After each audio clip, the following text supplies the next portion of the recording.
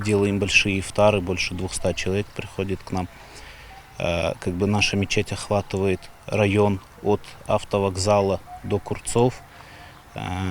И как бы многие на праздники приходят сюда. Мы стараемся сейчас привести мечеть в порядок, чтобы она была красивой, хорошей, законченной.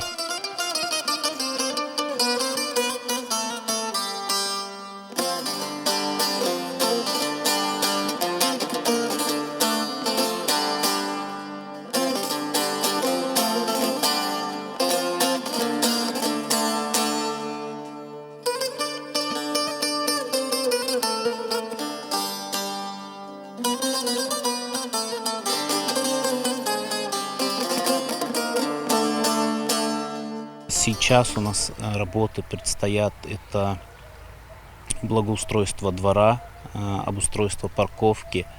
Мы сейчас разрабатываем проект фасада и проект, то есть двора, то есть весь ландшафтный дизайн и дизайн всех примыкающих построек. У нас предстоит строительство дома для имама, детской площадки, спортзала, он же ифтар-хане, будет в дальнейшем. Поэтому на все это нужны нам средства большие и просим людей о помощи.